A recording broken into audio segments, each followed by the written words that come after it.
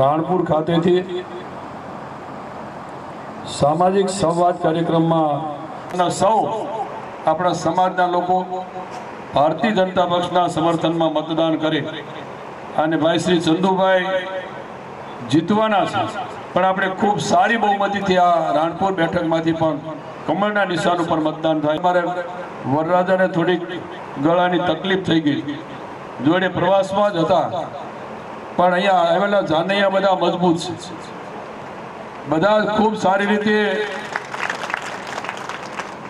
ખૂબ જુસ્સા સાથે એમ કહ્યું કે ગુજરાતના સપૂત અને દેશના વડાપ્રધાન આદરણીય નરેન્દ્રભાઈએ જે રીતે આપણા સમાજને કાર્યક્રમનું આયોજન કરવામાં આવ્યું, શું કહેશો? સુરેન્દ્રનગર લોકસભા મત વિસ્તારના ઉમેદવાર આદરણીય ચંદુભાઈના સમર્થનમાં રાણપુર ખાતેથી સામાજિક સંવાદ કાર્યક્રમ અંતર્ગત સૌ સમાજને સાથે જોડીને સમસ્ત કોળી સમાજના લોકોએ, એમાં આ વિસ્તારના સન્માનીય ધારાસભ્ય કાળુભાઈ, પૂર્વ ધારાસભ્ય લાલજીભાઈ અને સૌ અમારા સમસ્ત કોળી સમાજના વરિષ્ઠ આગેવાનોની ઉપસ્થિતિમાં આજના કાર્યક્રમનું આયોજન કરવામાં આવ્યું.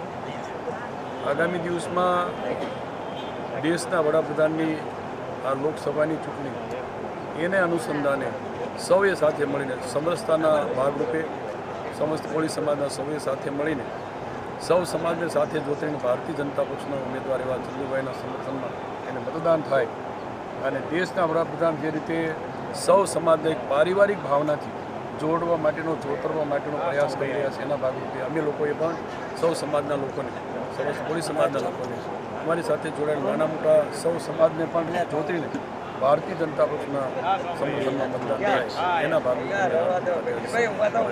ગણતરીના દિવસોમાં જ મતદાન છે. સમગ્ર ગુજરાતની અંદર કેવો ભારતીય જનતા પાર્ટીનો માહોલ જોવા મળે છે?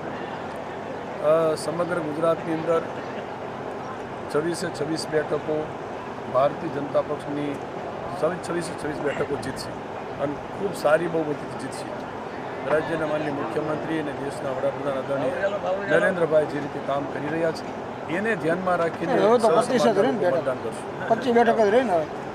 હા, હવે તો 25 બેઠકો, પણ 26 બેઠકો, એક તો બિનહરીફ થઈ, બાકીની 25 બેઠકો, એટલે કે 26 બેઠકો ભારતીય જનતા પક્ષ.